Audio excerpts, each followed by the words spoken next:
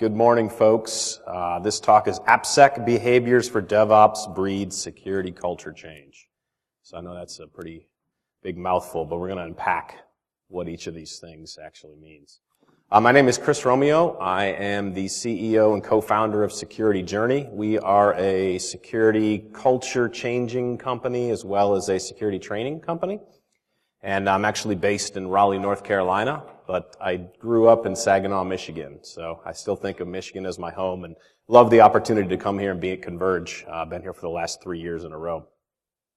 So I spent 20 years in the world of security, doing a number of different fun jobs, from director of incident response at one point to security engineer to government security evaluator. So I've had a lot of different unique experiences.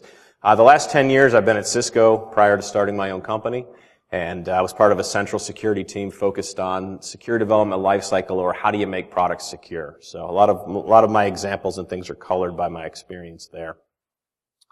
I'm the co-host of the Application Security Podcast, so if you ever get a chance to, if you're ever looking for kind of some more content, it's non-commercial type of thing. We actually did an interview yesterday with one of the speakers here, so we just try to talk to interesting AppSec people and bring new perspectives. So this topic of DevOps and security is what I'm going to try to tackle today. I'm going to share my perspective on how I believe DevOps and security should be melded together. I got into DevOps as kind of an interesting perspective. Got asked to speak at a panel a number of years ago at ISC Squared's conference, and I had really not done, and it was one of these panels that had like everything included in it. It was like the IoT of DevOps security in the future. It was like one of those, like every possible topic could have been covered under here. So I wasn't even prepared to talk about DevOps in a lot of depth. And we get there, and the other people, all they want to talk about is DevOps. And so I'm sitting there thinking to myself, I know just enough to be dangerous. So that kind of pushed me into saying, I got to figure out how this thing works. I had a chance in the last year to work with a startup out in San Francisco, about 100 people, and they came to me and said, we're really good at DevOps, we just don't know how to do application security at all. So I was able to go in and work with a company that was so well established in the how do we build software, but needed some security layered on top of it. So I also have my own cloud-based application that we use the DevOps style process to build all of our software. So I actually practice the things that I preach here from my own perspective. So the agenda, what I want to kind of talk about here today first, I want to talk about DevOps and security, kind of provide an overview of what those things mean together, and then introduce what I've seen as the DevOps culture. Because we have to understand the DevOps culture to understand how we're going to mix security things into it. And then I've got two different ways using security activities and security behaviors and habits that we can integrate with DevOps and connect security into this kind of development methodology. So DevOps has been popular. It's gotten a lot more popular in the last year or two, but it's really been kind of floating around for the last 5 years or so. And I found these two different articles to be interesting and very telling about the current state of what's happening in the DevOps world. So people that use it, they're admitting, yeah, it's gonna help us grow, it's gonna help us do things faster, build software faster, but 80% of the people that are doing DevOps are saying, yeah, we're struggling with it though. We don't know what all the answers are as to how to make this successful. And the second piece of this is DevOps is largely failing to improve security. That's, HPE did a study, talked to a bunch of different companies that were doing DevOps and figured out that security is really not being impacted in DevOps. When you think about how DevOps works, security should be able to have such an impact there, because the true magic of DevOps is that you're committing small pieces of code and taking it through an automated process to build it and then pushing it out the door. So it's right for security improvements, from a vulnerability management perspective. If we're building our code and pushing it out 20 times a day, 50 times a day, if you have the right tools, we should be able to find vulnerabilities and deal with them kind of in real time in that process. So I got to stop here for a second and say, kind of gauge the room here as far as what is the general knowledge of DevOps here. So if you see this kind of picture here, who, by show of hands, who kind of understand or knows this picture and understands kind of how this process works? Okay. About half the people. So let me just spend a second kind of explaining. So this idea about DevOps is like I said, it's about pushing software out fast. So it's a process, it's a methodology, but it's something that's happening constantly. And DevOps is what they like to call things kind of from a continuous perspective. So if you look at that planning phase there, that's your looking at your user stories, deciding what you're going to do for a particular developer at a particular moment in time. Create is where they're writing their code. Verifying is using your automated tests. Packaging is where the build process puts it into something that can be deployed to a server. Release is when it gets pushed out. There's some configuration that might happen on this server side, and then there's a monitoring process for that application while it's operating. And then you notice we come back around and we go back into the plan phase. So that's the methodology / process that comes in behind this DevOps thing, is that you're going to focus on small changes, and you're going to be constantly going through this process of going around this figure 8, picking up the next piece of work that's going to be done, committing it in very small pieces, and watching it be deployed very, very quickly. So if we're going to turn to the internet for a definition of DevOps, DevOps Borat had just about my favorite tweet I've ever seen on the internet. And that is the definition: to make errors human, to propagate error to all servers in automatic way is DevOps. And so I think that, every bit of comedy has a certain amount of truth in it. So that's why I like this as a kind of working definition. DevOps is automatic. It is easy to push errors and things across all the way, but the benefits truly outweigh that. And the other DevOps Borat tweet there is just, I'm a fan of picking on the whole rockstar idea that you have rockstar developers and rockstar security people. So rockstar programmers are just like you and me, but they also write insecure Ruby code. So that's the kind of making fun of the rockstar kind of world. It's unfortunate DevOps Borat, as of 2014, has gone completely silent. So the world is, not able to take advantage of this humor. So these two memes are the two most popular DevOps memes that have been thrown around for years and years. And once again, there's a small amount of truth in each one of these. So the idea that the one on the left there is probably the most famous one that's been thrown around. And this is the idea that for developers, hey, it worked fine in our systems, and when we wrote it, we tossed it over the wall, and it's your problem now. Whatever we wrote is your problem. And then the other one, I don't always test my code, but when I do it in production. It's kind of making fun of this idea that DevOps is moving so fast that if you can truly see your production as the place where your testing happens and rollback and stuff. So once again, a certain amount of truth exists in every piece of humor.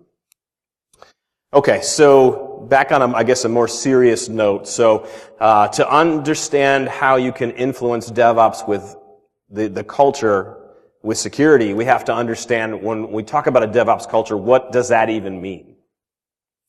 And so the first thing about DevOps, I've already alluded to this, is that things are moving quickly. Okay, people are operating at a very fast pace.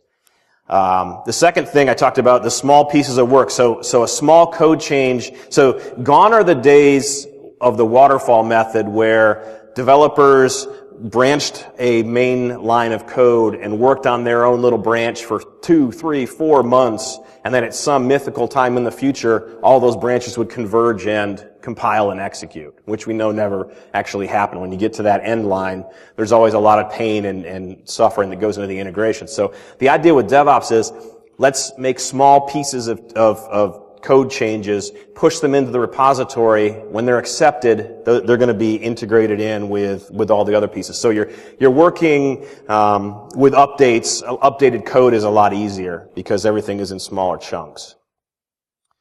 Third thing about DevOps culture, autonomous teams. So there's no silos allowed. So one of the things that DevOps does is, one of the reasons DevOps actually was introduced was that most organizations that were doing development had a development team, they had an ops team, and they didn't talk to each other. And it was this true meme of worked fine in dev, ops problem now. They would write whatever they wanted to and chuck it over the wall and say, this is not my problem. So one of the things that the founders of DevOps said is that we have to build this culture where there is no silos. And then quality is a big thing. If we're gonna move fast, we have to have quality embedded. We can't be putting junky fixes that are untested into our production mainline and having it pushed out. So quality is going to be a huge part of what we're doing in the development process. Number 5 is the feedback, and then what's difficult for us as security people is the eliminate, blame, embrace failure. So DevOps is big about, if we're going to fail, let's fail, but then let's fix whatever the challenges were so that we don't fail again in the future in that same way. But eliminating the blame for security people is a challenge because we've had a 20-year history of blaming whoever is responsible for the particular breach, or and if you don't believe that, just wonder why the average CISO job span is 2.5 years. Why are they there for 2.5 years? Is it because they're getting better offers? Well, maybe not. Maybe it's because something happened and they're the fall person that has to take the blame for that. So DevOps doesn't deal with blame well. It's about how do we get better instead of just pointing the finger at people. And then automation is huge. So if you're going to do things according to number 1, if you're going to move fast, you got to automate. You can't expect manual processes where people are going to do typing and do stuff that's going to take hours, days, months, years. That doesn't work in this. If we're going to push 20 times our code to production per day, there can't be really anything manual in that process, or it's just going to slow us down. So I mentioned that DevOps is big on this continuous idea. And there's 3 main kind of continuous principles that exist in DevOps, and unfortunately there's 2 more that I wish they would have added in when they were thinking about this thing in the beginning. The idea of continuous integration is that's just that idea that we're going to constantly push our code changes into the repository. We're not going to sit on our code changes for a long time and batch up a whole bunch of work. We're going to do a small change and push it in. The other thing that happens in continuous integration is the build system, as soon as you check something in, the build system automatically goes through the build process to see, really, to find out one big thing. Did you break the build? Because if you broke the build, then the lights go off over your cube and you're responsible for being the one that has to actually go back and fix your problem or back your problem out until you can figure out what it was doing that caused the problem. So the idea of continuous delivery is if we're going to do this automation and we're going to push 20 times per day, we need to be able to automate the process of doing the build, testing the build, and then moving the build into a production instance. And so with continuous delivery, this is the idea that the build is automated, the tests are automated, but there is still a human process that sits there where a human being at the end of that series makes a decision, binary 1 or 0, either push the code out or pull it back. And they may run some tests of their own just to confirm that it didn't break the whole thing. Continuous deployment right next to it is the idea where you automate the build, automate the tests, and if everything runs, if the tests don't fail, you push the code to production automatically without stopping. Now I said there's 2 things on that list that I wish they would have added. Unfortunately, the people that created this, there's no continuous security built into this. And I think that's one of the big injustices of the world of DevOps is if security had been considered right from the beginning, it would have just made things a whole lot easier. But the good thing is the DevOps process is open to accepting change and adding security into it. And so continuous security test would have been a nice kind of feature as well. So DevOps proper, or people that are doing DevOps now that aren't doing security, why is that occurring? Why aren't people just jumping in and doing security into this? So a couple different potential excuses. I mean, one is you can't automate security. Well, I mean, I think you can automate some things in security. You can't necessarily automate everything that a application security professional does, but you can. There's tools, and we're going to talk about how some of those tools can be integrated here. Second thing, true DevOps has no process. And security is a process, so you're trying to inflict a process-based idea on top of something that is just a thing of beauty. I think that's, I think DevOps, there is some process that's happening there behind the scenes. They just don't want to admit it, but there's, they're doing things in a certain order. Security can't move fast. I think security can move fast if done the right way. The people that are pointed to as being the real DevOps leaders, Etsy's a huge one, and they're doing a lot in the application security space. But people usually think about Facebook, Netflix, these type of companies that are scaling out to millions, if not billions, of users and delivering service. And all the conversations that they're having about DevOps don't have any. They're just not talking about what they're doing from a security perspective because their challenges are much more of a scale perspective. They deal with security, they just don't focus on it. And so that's, I think, it drives some of the reason why people don't have an appreciation for it. And then there's their lack of fit. Is security seen as something that's different from Dev and Ops? And there's a third group, security, which is in conflict with the others.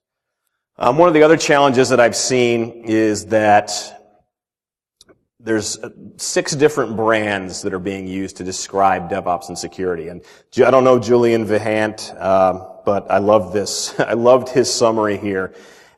You'll see people refer to SecDevOps, DevSecOps, SecOps Dev. I mean, they use all these, it doesn't matter. He's saying just call it DevOps and focus on making security a natural part of it. And so if you only take away one thing from this whole entire conversation today, that's the most important thing is DevOps is you should just focus on making security a part of what's happening there. Don't worry about all the naming constructs and things that are occurring. So, DevOps there's kind of an age-old debate here as to do you solve this problem with security and DevOps? Is it a people problem or is it a technology problem? And so I'm in the midst of a debate with a friend of mine who has been in the security industry probably longer than I have.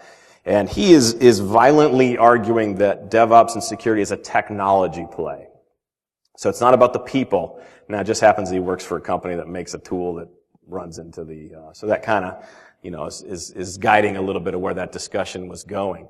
And it's a fun discussion because I'm on the complete opposite side of that. I think it's a people problem. I think technology is important, but I think changing DevOps and integrating security is really about reaching the people that are involved in that process. And because of that, application security, this is a people problem. People are the ones who are introducing these vulnerabilities. And so we focus on this idea of security and DevOps. We've got to be about changing the people, influencing kind of what they're doing. So when I think about security culture, one of the things that you'll find if you type in security culture into Google is it's really hard to actually define what culture is. And so I actually found this definition from Tim Ferriss, the guy who wrote the 4-Hour Work Week and all the other kind of a popular podcaster and blogger and whatnot. And so I added that little with security into it. So his original definition says culture is what happens when people are left to their own devices. And so I added that with security part in there. And so so security culture to me is what happens with security when people are left to their own devices. So if you have an engineer and nobody's looking over their shoulder and they're faced with a security decision where they're going to have to take a lot more time to fix the problem, or they can just pass that code through and send it off into production. Your security culture is defined by what they do in that moment. Not when you're looking over their shoulder, because if you're from security and they're looking over the shoulder, they're going to be like, I'm going to do the secure thing here. But what happens, and so that's a way you can think about it as far as how do people engage with security in your organization. That kind of defines your culture. And so if we're going to create a security culture, we have to think about what are some different ways that we can do this. And you notice I underline sustainable. Okay, whenever I talk about culture, I'm very careful to say, because it's super easy to change a culture for an hour, for a day, a week. Start talking about a month, a quarter, a year, 5 years. Now we're starting to talk about something that we're going to have to do some deliberate things and some disruptive things to keep that momentum going. We may be able to hyper-focus for a short amount of time, but that kind of it'll dissipate to the point where if we don't continue moving forward and educating people about this problem, over time it'll just kind of blow away in the wind. So that's the idea of deliberate and disruptive. The way I like to think of this is when you're trying to integrate security into anything, if you don't have at least one person screaming at you, you didn't go far enough. Somebody should be like violently opposed and really angry with whatever your idea is that you're trying to do.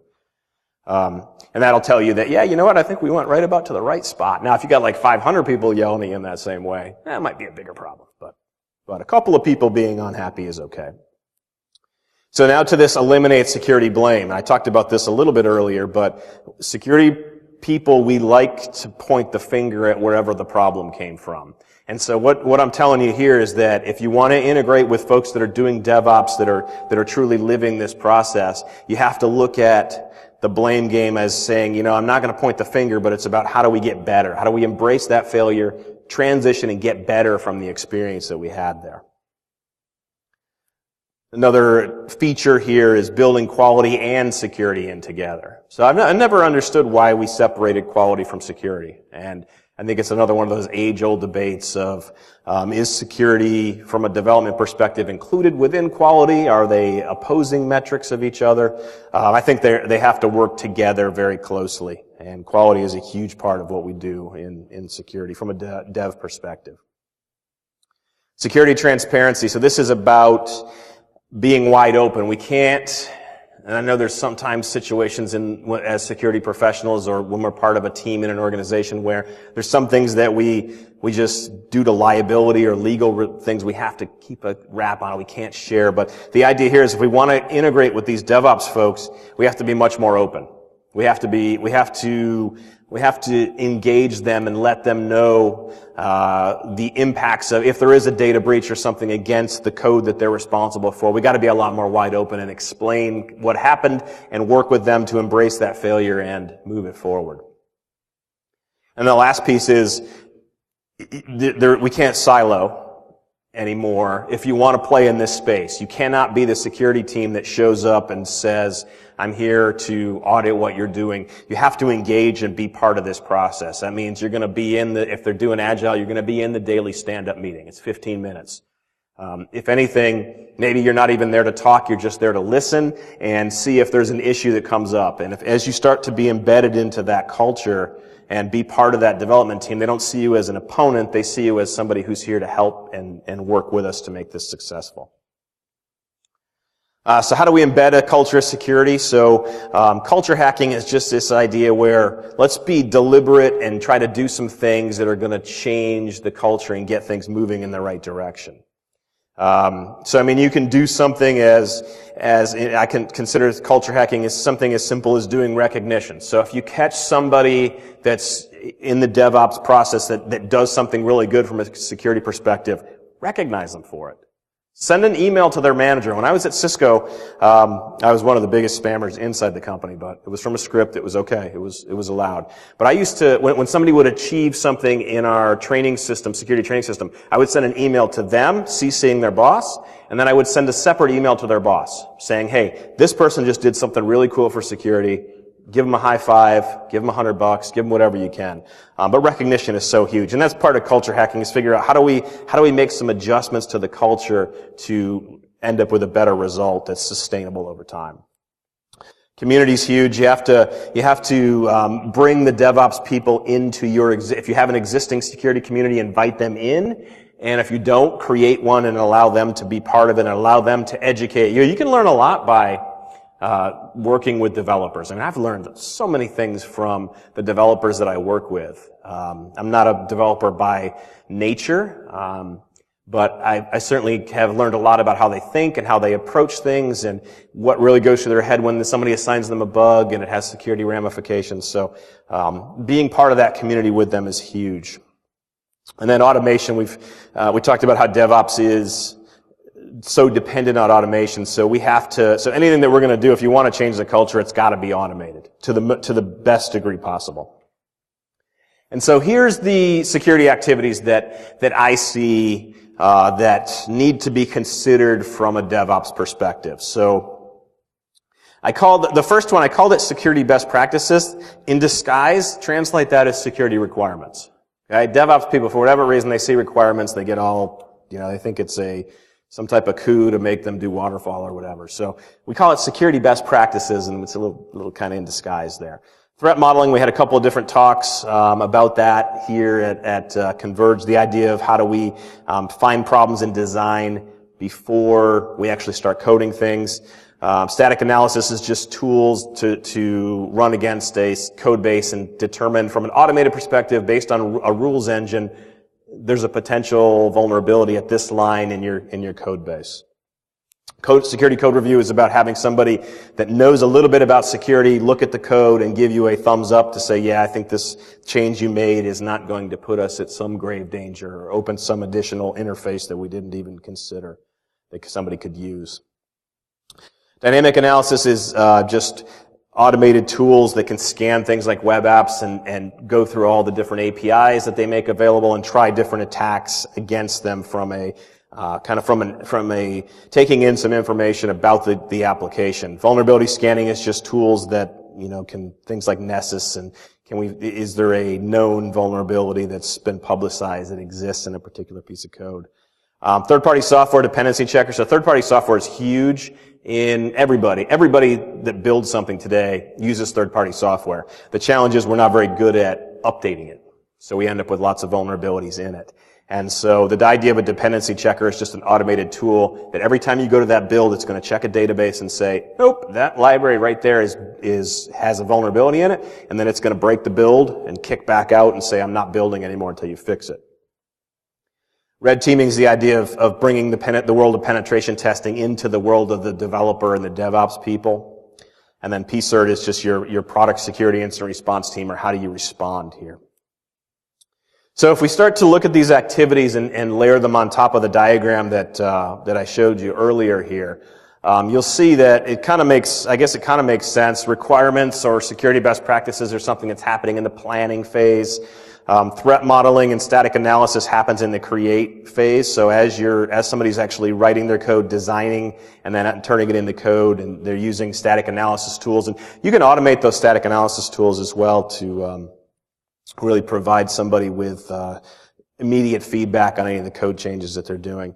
And then in the verify phase, I've got the code review, we've got the two different types of scanning tools, and then some degree of penetration testing. So this is not going to be a 2-week long. We already talked about this. We got to go fast here. So if we're going to do any penetration testing, it's got to be faster than what we normally think of. And so sometimes it has to happen outside of this cycle as well to be successful. Our dependency checker happens during the package phase. That's something that can easily be automated. And then PSERT is our response. What do we do when somebody tells us, oh, you got a huge problem in this web application? So a customer reports it to you.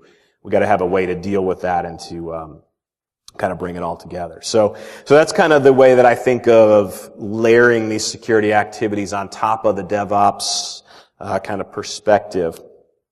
And now, so let me transition a little bit.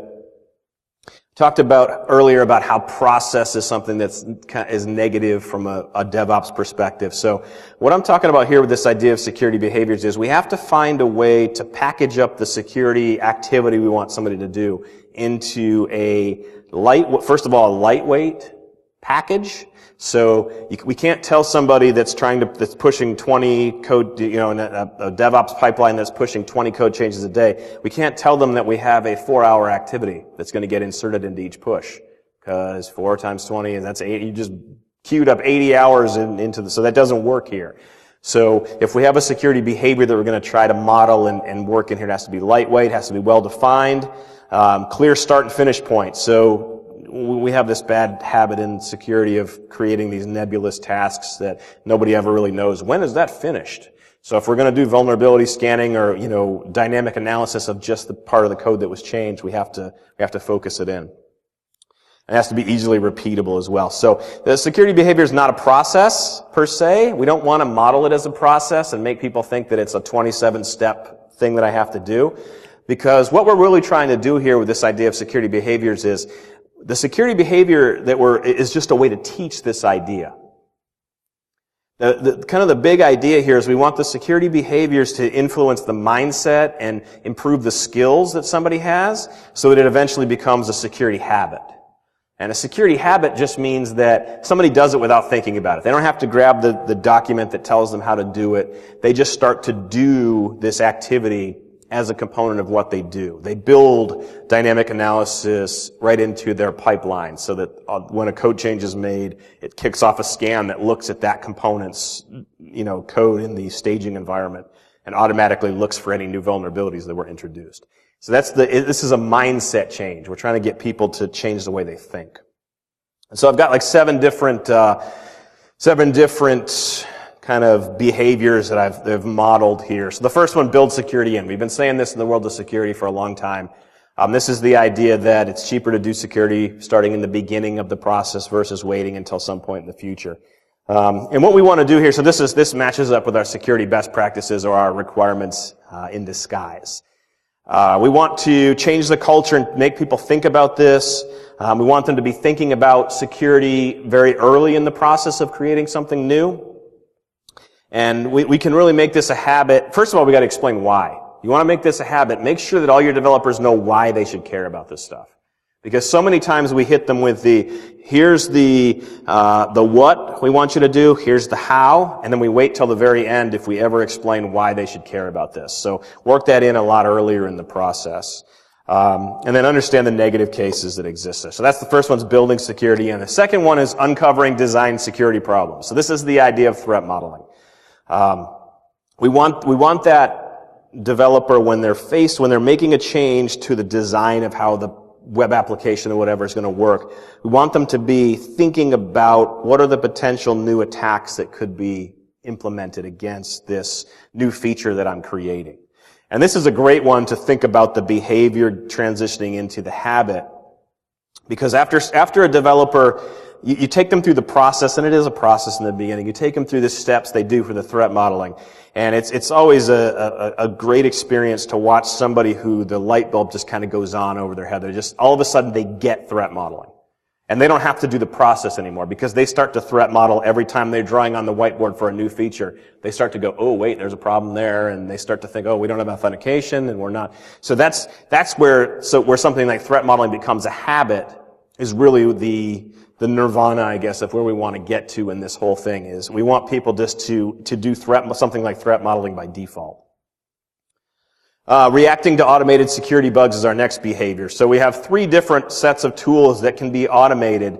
And really what we're trying our desired outcome with these 3 is we want the developers to see the results of these tools as a gift and not as a curse. Most of them see the 20,000 items that come back from a scan report as a curse because they have to parse through it and try and figure out what the heck is even important here. And very quickly they throw it away because they say it's just not, I can't read it, it doesn't help me.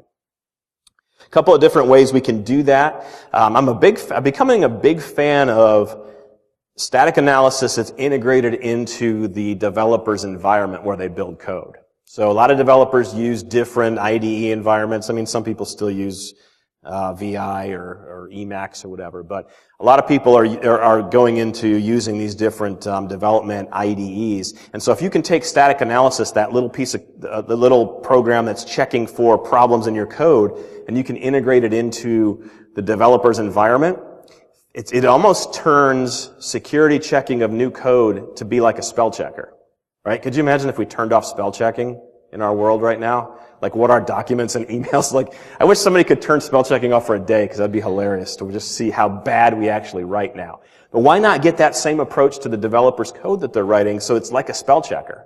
And so what we're finding is that the results are much smaller batch size because the IDE checkers are doing it in real time and popping up a message to say, whoa, you sure you want to do that? And then the developer can kind of dig into it and determine if it's truly a problem. The other thing we have to do here is limit false positives. So when people get these types of tools, the first thing they like to do is, let's turn on everything that this thing can do and let it rip, and we'll take our 10,000 page report and we'll have a bonfire behind the building. Because nobody's going to read that 10,000 page report. So what I recommend to people is turn those things down. When you first bring them up, pick one thing. Say, okay, our static analysis tools, we're going to look for SQL injection. And that's it. Turn all the other rules off and start there. Get some successes where people are actually seeing the value of the tool, and then slowly start to add in more stuff along the way. So another behavior, detecting flaws in another person's code. This is the idea of security code review. A lot of people do code reviews already. It's a pretty standard practice, but the challenge is security is not really baked into that idea. So this is an education thing. The startup I worked with had a great system where, in GitHub, you can do a like on a particular code commit. If a security kind of focused person hadn't given you the thumbs up on your code commit, the automation system wouldn't push it into production. It would hold that change back and wait for that kind of affirmation from somebody who had done had thought about the security of the code. And so this is a teaching exercise as well. You gotta teach people about what are those common problems and how do you see them. Because the static analysis tools are great, but they're tools. They're not perfect. They're not ever gonna find 100%. The people aren't perfect. They're not gonna find 100% either. But if we put these two together from an automated and a manual perspective, we're going to get somewhere closer to 100% than where we are kind of separately.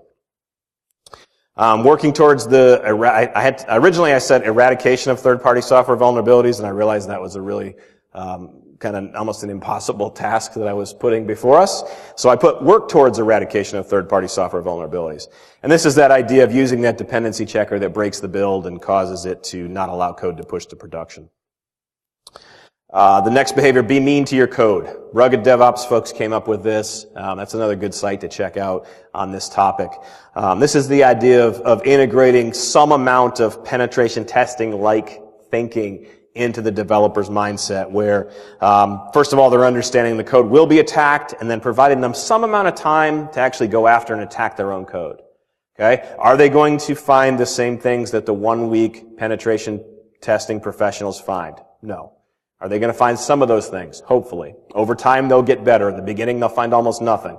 And then slowly over time, as they start to learn more about the tools and that you start to train them more about the process of how to do an attack, it just helps the developer to have that perspective overall.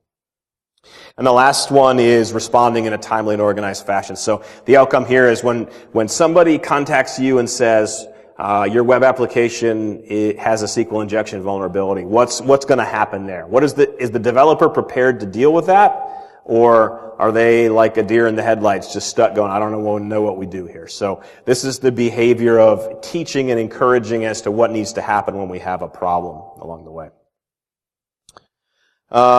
So from a community perspective, I think there's a lot of advantages to bringing a security behaviors and habits coming together through community. You do this by connecting with people, having security training sessions, conferences if you ever get to the point where you have that type of kind of a perspective. So this is just a summary of those 7 security behaviors, and I think these are truly doable.